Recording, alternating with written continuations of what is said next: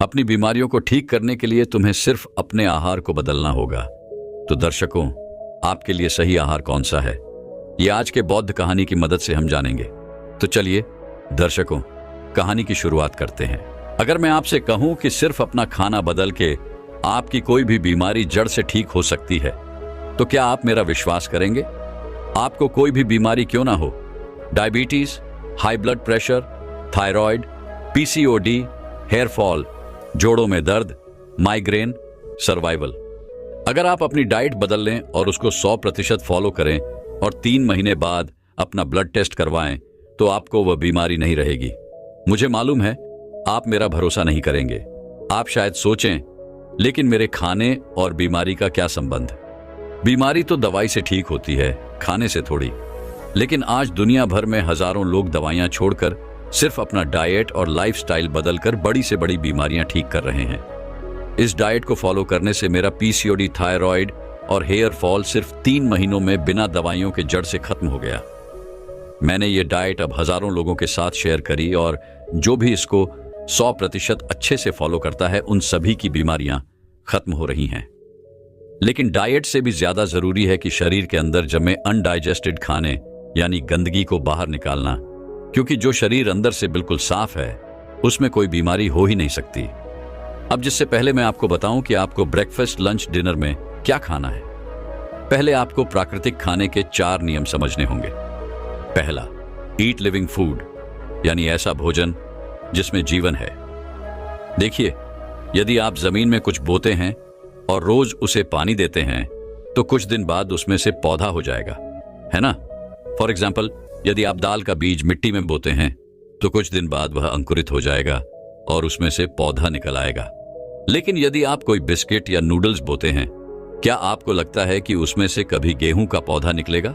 नहीं, क्योंकि उस बिस्किट या नूडल्स में कोई जीवन नहीं है, उसमें प्राण नहीं है और इसीलिए वह जीवन दे भी नहीं सकता। यह निर्जीव भोजन है, डेड फूड है। और कोई निर्जीव चीज हमारे शरीर को जीवन कैसे दे सकती है? दूसरी तरफ फल, सब्जियां, स्प्राउट्स, अनाज, ये सब जीवित भोजन है, यानी लिविंग फूड है।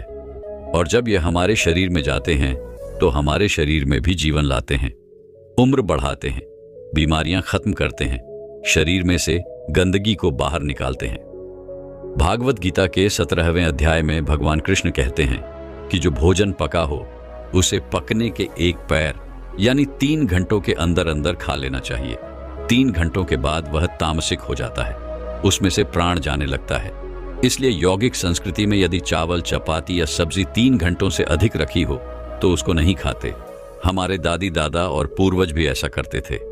खाना सीधा चूल्हे से प्लेट में आता था। और आजकल क्या हो रहा है, लोग सब्जी को फ्रिज में अगले 2-2 और 4-4 दिन तक रखते हैं। रोज उसमें से थोड़ा निकालते हैं, खाते हैं और वापस फ्रिज में स्टोर कर देते हैं। वह बासी निर्जीव खाना खा रहे हैं और शरीर में कैंसर को आमंत्रण दे रहे हैं। यदि कोई चीज चूल्हे पर पक्की हो तो उसे हमें 3 घंटों के अंदर अंदर, ज्यादा से ज्यादा 5 घंटों के अंदर अंदर खा लेना चाहिए। अब मुझे एक बात बताइए, यह 3 घंटों वाला नियम हम केवल सब्जी चपाती पर क्यों लागू करें? इन सब चीजों का क्या आप सोच भी सकते हैं कि यह चीजें कितने समय पहले पकाई गई होंगी? 3 घंटे छोड़ो, 3 दिन छोड़ो, ज्यादातर चीजें तो 3-3 साल पहले पकाई जाती है और फिर पैकेट, बॉटल या डब्बे में बंद करके इन पर बहुत सारा केमिकल डाला जाता है ताकि यह दिखने या सूंघने में अच्छी लगे। ये केमिकल इन चीजों की सेल्फ लाइफ तो शायद बढ़ा देते हैं, लेकिन हमारी खुद के शरीर की सेल्फ लाइफ कम कर देते हैं। अगर आप गहराई में सोचें तो यह खाना तो है ही नहीं, यह प्रोडक्ट है जो किसी कंपनी ने बनाया है, जो कि किसी भी दूसरे बिजनेस की तरह प्रॉफिट करना चाहती है। यह निर्जीव है, डेड है, इसमें कोई प्राण शक्ति नहीं बची। तो पहला नियम, लिविंग फूड खाए, यानी वह भोजन जिसमें जीवन हो। कुछ भी बॉटल बंद, पैकेट बंद या डब्बा बंद ना खाए। ऐसी कोई भी चीज ना खाए जो इंसानों द्वारा फैक्ट्री में बनाई गई हो। ऐसा खाए जो सीधा मां प्रकृति से आता हो। फल, सब्जियां, स्प्राउट्स, अनाज, मैदे और फिर मां प्रकृति खुद आपका ध्यान रखेंगे। बिस्किट की बजाय नारियल की गिरी के टुकड़े खाए। सोडा कैन खोलने की बजाय नारियल पानी खोले। यह नमकीन और स्नैक्स की बजाय ताजे प्लेट भर फल और सैलेड खाए। दूसरा, ईट होलसम फूड, मतलब ऐसा खाना जिसमें पूर्णता हो। माँ प्रकृति को सब पता है, वह गलती नहीं करती। कोई कारण है कि वह हमें पेड़ों पर खजूर देती है, चीनी नहीं। कोई कारण है कि वह हमें नारियल देती है, नारियल का तेल नहीं। आलू देती है, आलू के चिप्स नहीं। वह भोजन जो हमें सीधा सीधा धरती से मिलता है, उसमें पूर्णता होती है, मतलब वह खुद में पूरा होता है, उसमें से कुछ निकाला नहीं गया। माँ प्रकृति ने हर खाने को बनाने से पहले बहुत प्लानिंग करी है। उन्होंने हर भोजन में प्रोटीन, फैट्स, विटामिन एक विशिष्ट अनुपात में दिए हैं ताकि हम इंसान उसको आसानी से पचा पाए। यदि हम उसमें से सिर्फ फैट्स निचोड़ के खाते हैं या उसकी बाहरी परत निकाल देते हैं, तो हम इसको माँ प्रकृति के ओरिजिनल डिजाइन से पूरी तरह बदल रहे हैं। इसलिए सफेद चावल की जगह ब्राउन चावल खाए। ब्राउन चावल खुला होते हैं, उसमें पूर्णता होती है। यदि हम उस पर लगे प्लान निकाल देते हैं तो वह सफेद चावल बन जाते हैं। उस चावल को डाइजेस्ट करने का मैकेनिज्म तो प्लान में रह जाता है, जिसको हम निकाल के फेंक देते हैं। सफेद चावल खाना ऐसा है जैसे आम की गुठली खा ली और आम बाहर छोड़ दिया। चीनी के बजाय खजूर या गुड़ खाए। खजूर और गुड़ में पूर्णता होती है। चीनी खंडित यानी फ्रैगमेंटेड है। किसी चीज की तेल की जगह उसे साबुत खाए। नारियल तेल की बजाय अपने खाने में कच्चे नारियल की गिरी घिस के डालें।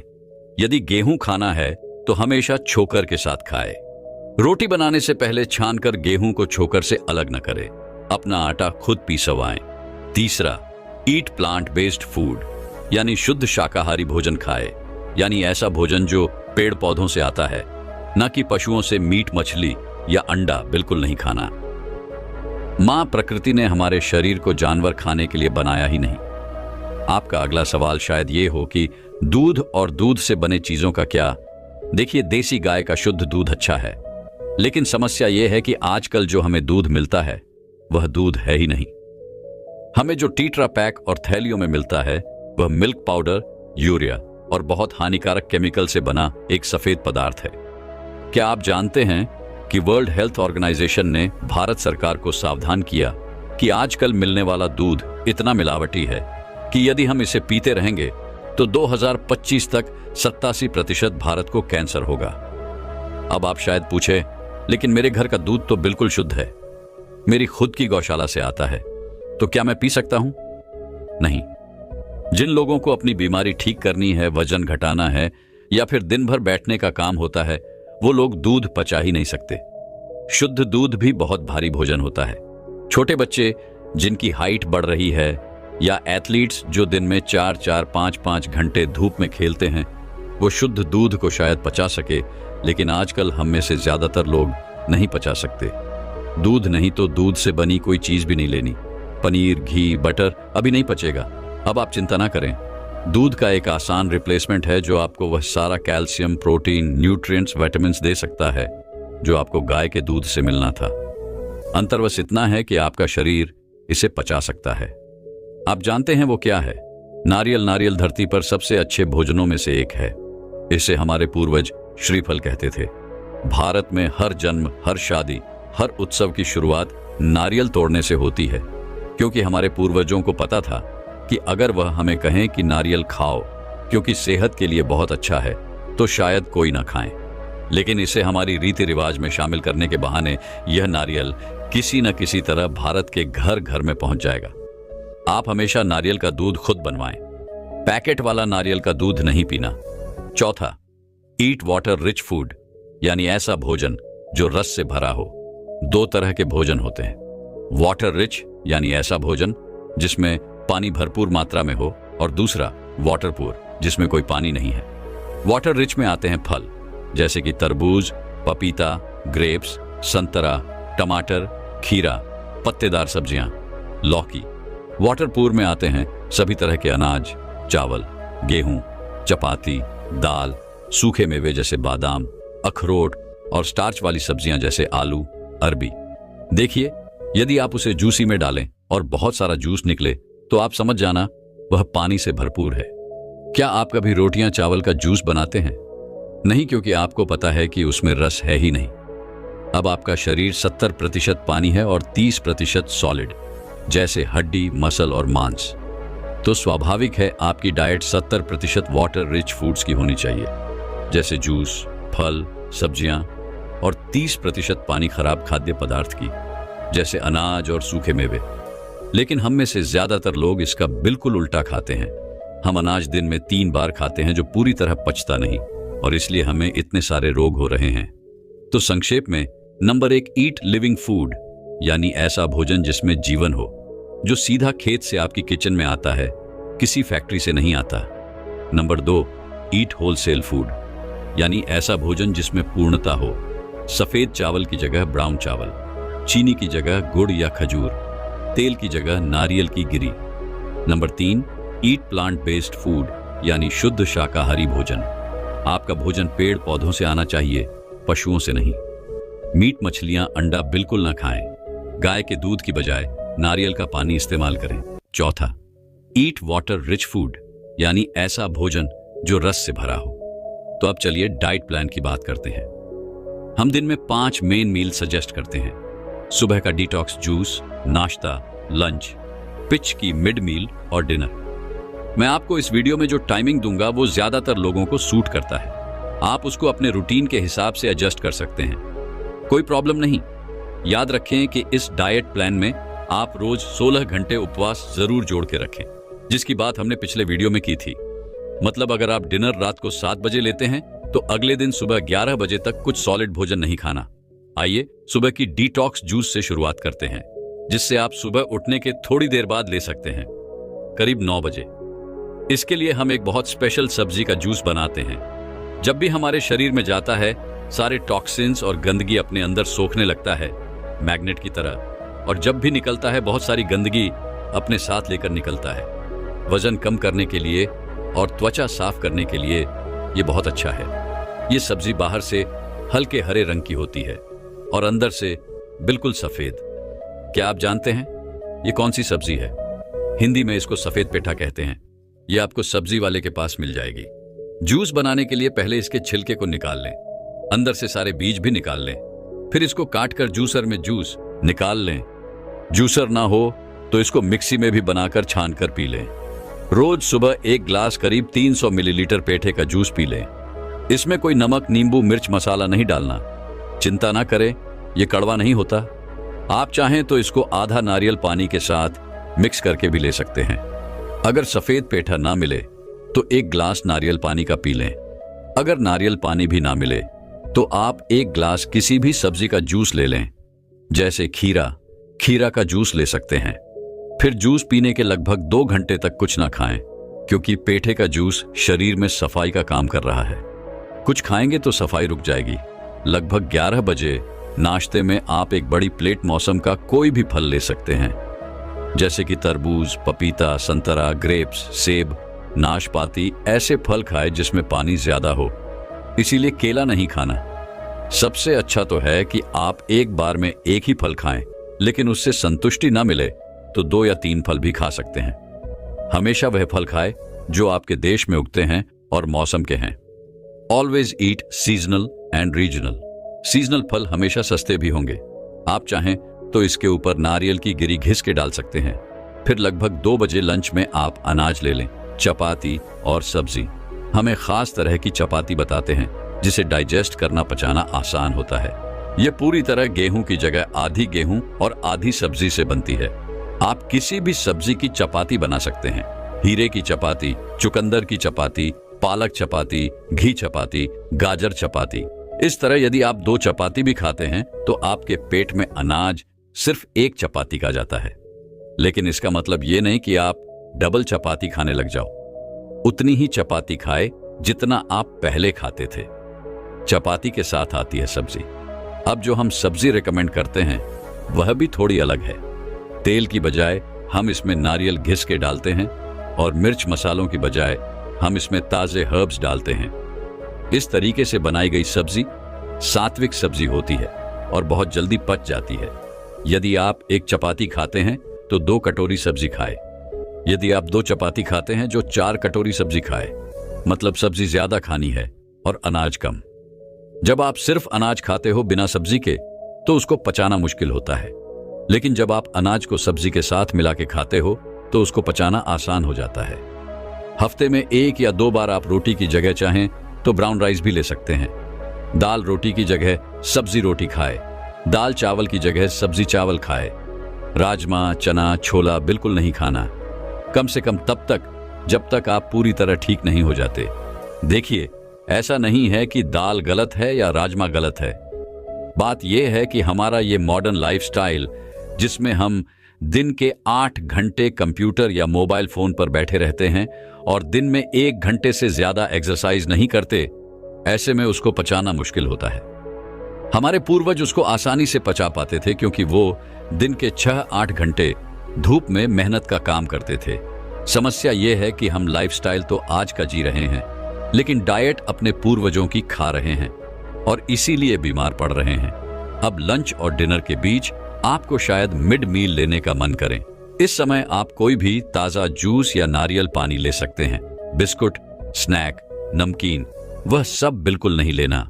यदि जूस के बाद भी भूख लगे तो 2-3 बिस्किट जितने टुकड़े नारियल की गिरी के ले ले या फिर कोई हल्का फल खा ले।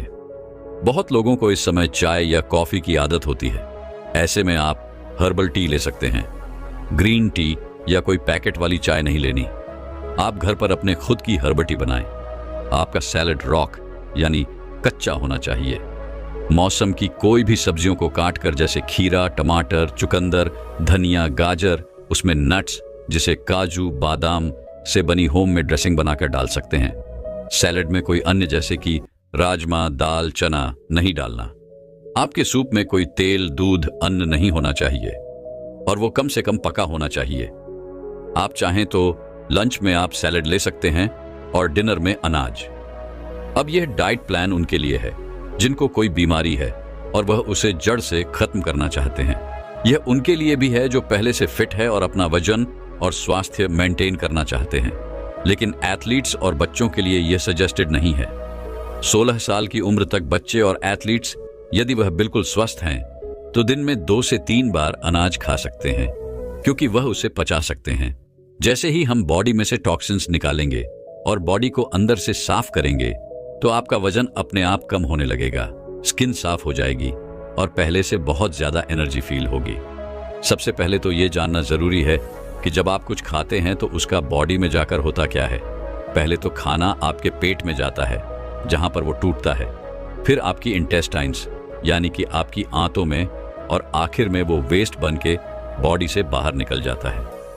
लेकिन क्या आपको लगता है कि हर खाने को इस साइकिल को पूरा करने में सेम टाइम लगता है? नहीं। फलों को गुजरने में लगते हैं लगभग 3 घंटे। 1 घंटा आपके पेट में, 1 घंटा आपकी स्मॉल इंटेस्टाइन में और 1 घंटा आपकी लार्ज इंटेस्टाइन में। सब्जियों को लगते हैं लगभग 6 घंटे। क्या आप जानते हैं कि अन्न जैसे कि रोटी, चावल, दालों को कितना टाइम लगता है? लगभग 18 घंटे। अब यह एक अनुमान है आपको एक विचार देने के लिए, लेकिन समझना यह है कि जिस खाने में पानी जितना कम होता है उसको बॉडी से निकलने में उतना ही ज्यादा समय लगता है। अब उनको डाइजेस्ट होने में लगते हैं लगभग 18 घंटे। लेकिन हम में से ज्यादातर लोग तो दिन में 3-3, 4-4 बार अन्न खा रहे हैं। मतलब पहले वाला बचा नहीं, हमने ऊपर से और डाल दिया और फिर नेचुरली पहले वाला खाना बॉडी से वेस्ट के रूप में बाहर नहीं निकलता, अंदर ही अंदर वो सड़ता है, वायरस, फंगस और कीड़े पैदा करता है। आपने शायद लोगों के पेट में कीड़े मिलने वाली स्टोरीज सुनी हो। अब ऐसा तो नहीं कि उन लोगों ने कीड़े खाए, तो वो कीड़े वहां तक कैसे पहुंचे? एक्चुअली वह अंदर न पचे हुए खाने से पैदा होते हैं। आपने सुना होगा you are what you eat. ठीक है, पर सच्चाई तो यह है you are what you eat. जो बर्गर हमने 1 साल पहले खाया था, क्या पता वो अभी भी अंदर पड़ा सड़ रहा हो। चीजें जैसे ब्रेड, चीज, नमकीन, स्नैक्स, बिस्कुट, चाय, कॉफी या फिर वो हर चीज जो हमें मां प्रकृति से सीधा सीधा नहीं मिलती, उसे पचाना और बाहर निकालना बॉडी के लिए बहुत मुश्किल होता है। वह हमारी इंटेस्टिन्स की दीवारों पर चिपक जाता है और एक मोटी लेयर बना लेता है। अंदर से हमारी इंटेस्टाइन्स कुछ ऐसी दिखती है, उस पर हजारों छोटे छोटे उंगलियों जैसे उभार होते हैं जिसे हम इंटेस्टाइन कहते हैं। इंटेस्टाइन पर जो भी लगा होता है, ये विलाई उसको अपने अंदर सोख लेते हैं और ब्लड में भेज देते हैं और ब्लड के जरिए वो बॉडी के हर अंग में पहुंच जाता है। अब अगर इंटेस्टिन की दीवार पर गंदगी जमी होगी तो जाहिर सी बात है कि विलय गंदगी को ही सोखेंगे। फिर एक गंदगी बॉडी के अलग अलग अंगों में पहुंचकर उनके काम को डिस्टर्ब करती है और उसे हम कह देते हैं बीमारी। अगर ये गंदगी हमारी स्किन में जम जाती है तो हम उसे कह देते हैं एक्ट में एक्जिमा, सोरियासिस। अगर ये स्टोन बनकर किडनी या ब्लैडर में जम जाती है तो हम इसे कहते हैं पाथरी। ऐसे ही मोटापा, अगर आपको वजन कम करना है तो अंदर से गंदगी को निकालना होगा। अगर ये गंदगी ब्लड को भारी कर देती है और हार्ट को ब्लड को पंप करने के लिए ज्यादा प्रेशर लगाना पड़ता है तो हम इसे कहते हैं हाई ब्लड प्रेशर। अगर ये ओवेरीज में गाढ़ा सिस्ट बनकर जम जाती है तो हम इसे कहते हैं पीसीओडी में स्ट्यूटल डिसऑर्डर्स। अगर ये इंटेस्टाइन्स में जम जाती है तो हम इसे कहते हैं कब्ज, और कब्ज सभी बीमारियों की जड़ है। अगर ये हमारे एयरवेज में जम जाती है तो हम इसे कहते हैं अस्थमा। अगर हमारी आंतों में जम जाती है तो हम इसे कह देते हैं कोलेस्ट्रॉल। आज ये शायद एक छोटी सी बीमारी बन के बैठी हो, लेकिन अगर हमने इसको साफ नहीं किया तो कल को यह बहुत डेंजरस बीमारी बन के बाहर आ सकती है, जैसे कैंसर सेल। तो जब आप इस गंदगी को बाहर निकालेंगे तो सारी बीमारियां अपने आप ठीक हो जाएंगी, क्योंकि जो बॉडी अंदर से साफ है उसमें कोई बीमारी हो ही नहीं सकती। हमारी यह ह्यूमन बॉडी प्रकृति की एक बहुत कीमती गिफ्ट है। थोड़े दिनों बाद हम इसे मां प्रकृति को वापस लौटा देंगे। जब तक के लिए हमारे पास है, हमारी ड्यूटी है कि हम इसे साफ रखें, बहुत सारी हेल्थ और एनर्जी के साथ, जैसा उन्होंने इसे हमारे लिए बनाया है। मान लीजिए एक गाड़ी है जो पेट्रोल के लिए बनी है। अगर आप उसके टैंक में पेट्रोल की जगह डीजल डाल देते हैं तो क्या वो चलेगी?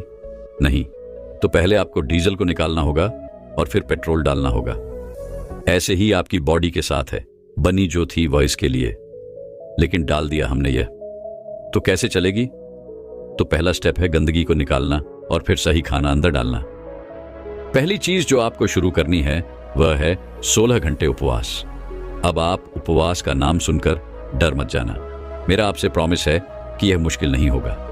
देखिए, जो शक्ति आपके अंदर से गंदगी, टॉक्सिन्स को निकालें, बीमारी ठीक करेगी, वजन को कम करेगी, वह शक्ति आपकी बॉडी के अंदर ही बैठी है, ना कि किसी दवाई या बॉडी या इंजेक्शन में।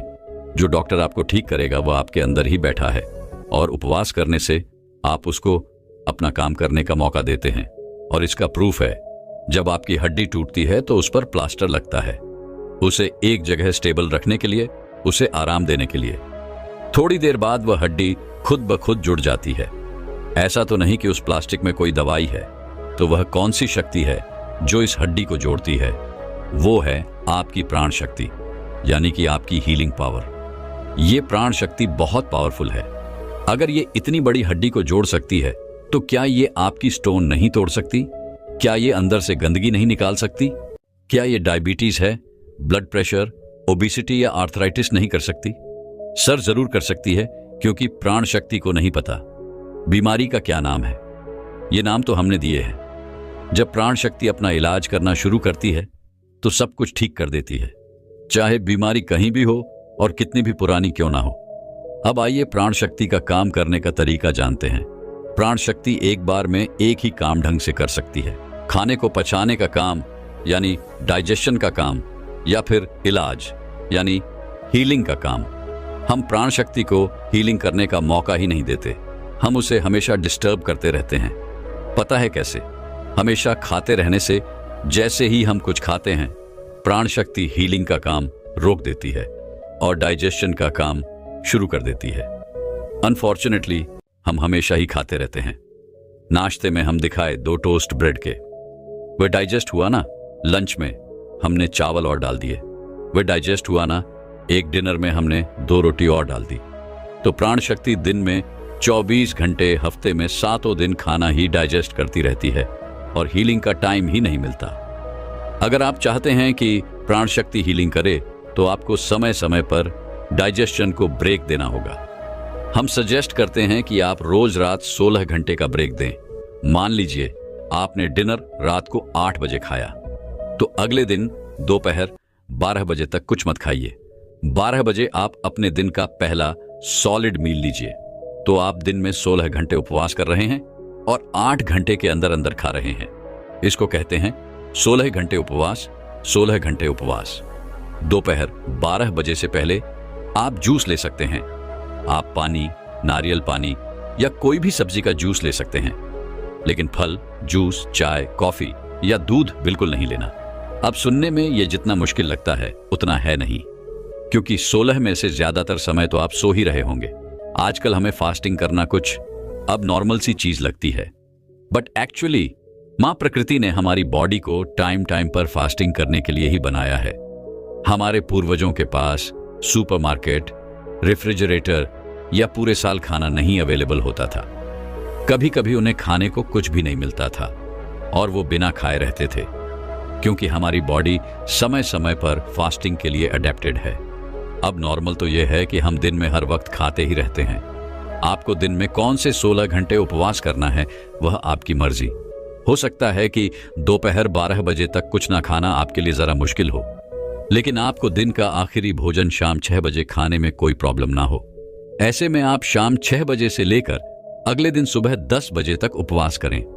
अगर आप जॉब करते हैं और आप डिनर रात को 9 बजे लेते हैं तो कम से कम इतना तो कीजिए कि अगले दिन तो पहले 1 बजे तक कुछ सॉलिड मत खाइए। ऐसे रोज 16 घंटे उपवास के थ्रू प्राण शक्ति को थोड़ी हीलिंग का टाइम रोज मिल जाता है। अगर आपको 16 घंटे बहुत ज्यादा लगते हैं तो कोई बात नहीं, अब 14 घंटे उपवास से शुरुआत कीजिए। धीरे धीरे उसको 16 तक लेके जाइए, कोई बात नहीं। 12 घंटे उपवास तो शायद आप अभी भी कर रहे होंगे। मान लीजिए आपने डिनर रात को 8 बजे खाया और अगला भोजन अगले दिन दोपहर 12 बजे। आपका डिनर अगर हल्का है तो करीब 6 घंटे में डाइजेस्ट हो जाएगा। तो रात 8 बजे से लेकर सुबह 2 बजे तक आपके डाइजेशन आवर्स चल रहे हैं, यानी पचाने के घंटे। जैसे ही खाना डाइजेस्ट हो जाता है, प्राण शक्ति क्या शुरू कर देती है? हीलिंग। तो अगले 10 घंटे आपके हीलिंग आवर्स होंगे, यानी इलाज के घंटे। इस दौरान आपकी प्राण शक्ति टिश्यू को रिपेयर करती है, स्किन से पुराने दाग धब्बों को दूर करती है, डेड सेल्स को बदलती है, स्टोन्स यानी पृथ्वी को निकालती है, फैट को घटाती है, साइट्स फाइबर्स को तोड़कर हार्मोन्स को रेगुलराइज करती है। इंटेस्टिन्स में जब एक गंदगी को हटाती है, एल्विस में से न्यूट्रिशनिस्ट को साफ करती है, आर्टरीज में से कोलेस्ट्रॉल को निकालती है।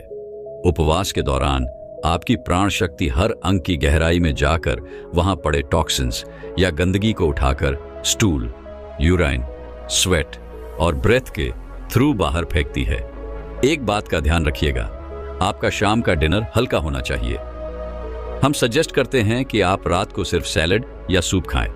अगर आप कुछ भारी खा लेते हैं जैसे कि चपाती, चावल या दाल, तो उसको डाइजेस्ट होने के लिए ज्यादा टाइम लगेगा और प्राण शक्ति को हीलिंग आवर्स नहीं मिलेंगे। हम आपको यह डाइट प्लान सुझाव करते हैं। सुबह उठने के थोड़ी देर बाद जूस लीजिए, जैसे कि नारियल पानी या सबसे अच्छा सफेद पेठे का जूस। ये नहीं अवेलेबल हो तो किसी भी सब्जी का जूस पी लें। फिर 2 घंटे बाद नाश्ते में एक बड़ी प्लेट मौसम के कोई भी फल लीजिए। फिर लंच में जिसमें आप सात्विक सब्जी और सात्विक रोटी ले सकते हैं। ध्यान रखें, उन्हें कम से कम लेना है और सब्जी ज्यादा। फिर डिनर में आप सैलेड ले लीजिए। बीच में भूख लगी है तो नारियल पानी या कच्चे नारियल की घिरी लें। अच्छा, एक बात का ध्यान रखना, कभी ओवर ईटिंग नहीं करना। Too much of a good thing is not that good. ये नहीं सोचना, अरे मैं तो इतना हेल्थी खा रहा हूं तो कितना भी खा सकता हूं। टेबल पर उठने से पहले पेट में थोड़ी जगह हमेशा खाली छोड़ना आपकी बीमारी कितनी जल्दी ठीक होती है। ये इस पर डिपेंड करता है कि आप बॉडी को कितने हीलिंग आवर्स देते हो।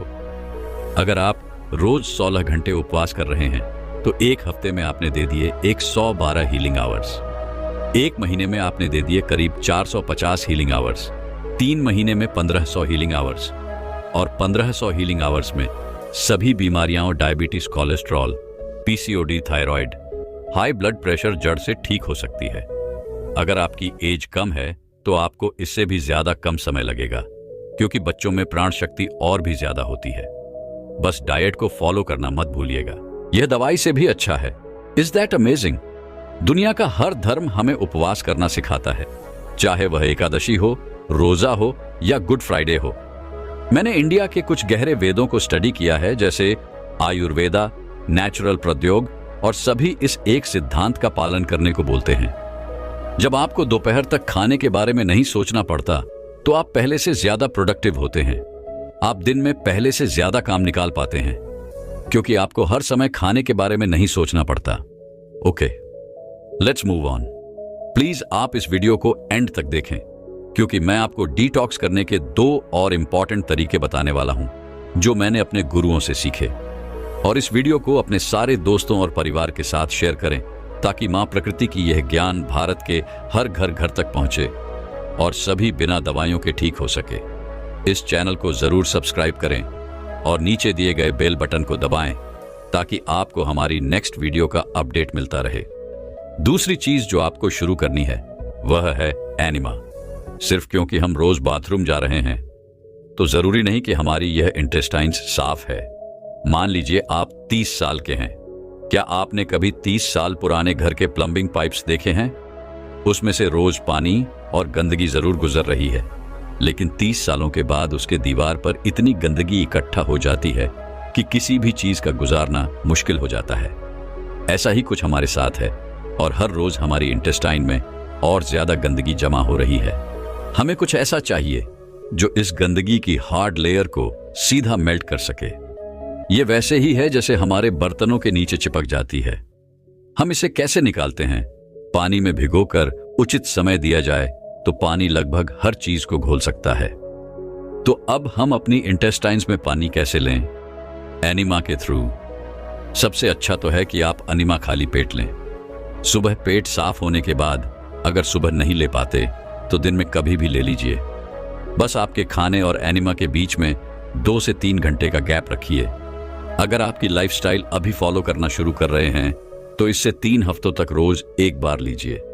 3 हफ्तों के बाद रोज नहीं लेना, सिर्फ हफ्ते में एक बार या जरूरत पड़ने पर लेना है। चिंता ना करें, इसकी आदत नहीं पड़ेगी। अगर आपको कोल्ड, कॉफ, बुखार, वॉमिटिंग, पेट दर्द, कोई भी ऐसी छोटी बीमारी आती है, इसको दिन में 2 से 3 बार लीजिए। दोस्तों, मैं उम्मीद करता हूं कि यह कहानी सुनने से आपके जीवन में अच्छे बदलाव आए होंगे। आपको इस वीडियो से क्या सीखने मिला ये कमेंट करके जरूर बताइए और अपने परिवार, सिंगल दोस्त या आपके करीब इंसान के साथ ये कहानी शेयर करके उन्हें भी इस ज्ञान से परिचित करवाए। बाकी अगर आपको ये वीडियो दिल से अच्छी लगी हो तो ही इस वीडियो को लाइक कर देना और आपने अब तक इस चैनल को सब्सक्राइब न किया हो तो चैनल को सब्सक्राइब भी जरूर कर देना। आपका हर दिन